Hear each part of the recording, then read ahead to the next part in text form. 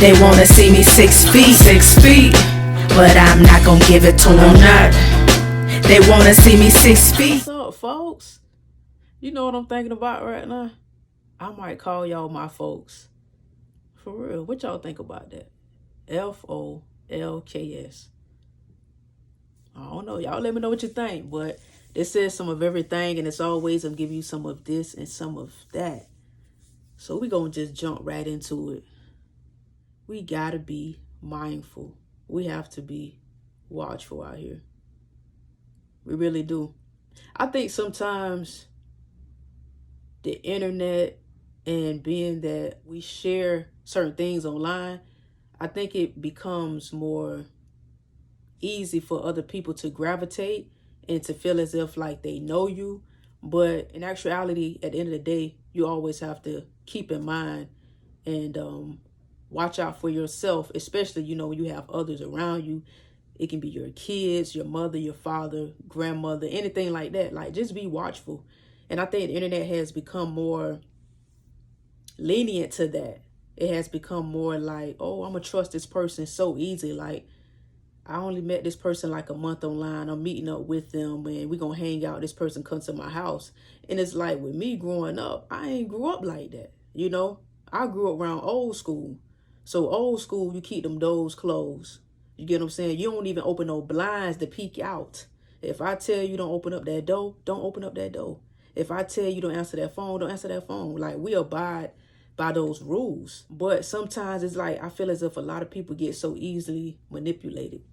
Even with like pedophiles, they're becoming more smart when it comes to their prey. Because you got to think about it. You got to think in the mind of these people.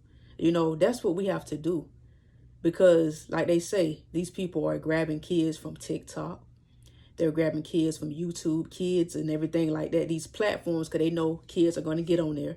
These people create these profiles and they can be 60 years old, but they're going to play the role of somebody that's like 10 or 9.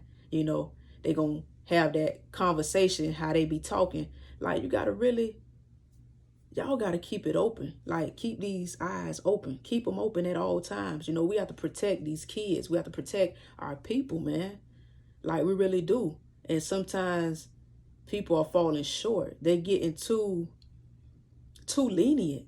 And I be like, yo, I ain't grew up like that. You get what I'm thinking about as a little girl watching, TV. Like, they had the show called, they used to come on Unsolved Mysteries. And I used to sometimes sneak and watch it because they'll be like, man, I don't need you watching it. Just be careful. You know how certain stuff you couldn't watch, but I just sneak and watch it. And as I'm watching it, I'm listening to the stories behind this little girl maybe been missing and she went outside or different little things. And then it's like, I'm like, yo, what happened? But the title itself says Unsolved Mystery. Like these cases, like they couldn't find a resolving issue when it came to these people's death. And I used to listen to their stories and used to always have my mind like open to like, yo, you got to be watchful out here. Like, you got to be careful out here, And sometimes people become so welcoming so easily. And there's nothing wrong with that, because people are who they say they are online. And then sometimes people are not who they say they are online. Just like if you go out and about, you meet somebody you can meet, they can be so genuine, they can be so charming and different things like that. But they can be having a whole entire separate life.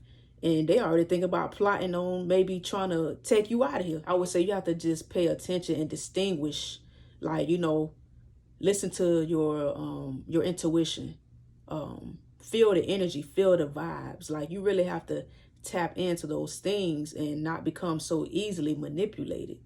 And I think sometimes like the internet, it causes that because people feel as if like they know you because of what they see you driving, what they see you presenting to the public. So they feel as if like, oh, I already know about this person, but really you don't know that person. You may know them from what you see, but you don't know them from within, how they are, what gets them mad, what ticks them off. You don't know. You're just going by the overall, which is the surface, but you're not going into the core. You get what I'm saying? You're not picking the layers of that person, of who they really are. Us as adults, especially around kids and things like that, we have to be the protectors. We have to be the people that Let these kids know. Let older people know. Because sometimes some older people, they're naive too.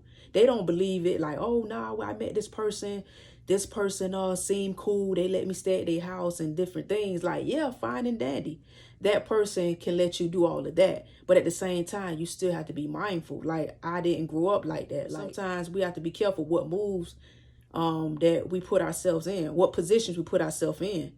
Because sometimes I feel like some people leave this earth, they leave it too early because of a decision that they made. And some things, it's unpredictable. Some things we can't stop. But at the same time, sometimes we have to stop and think about what we are doing. You know, ask yourself, does it make sense?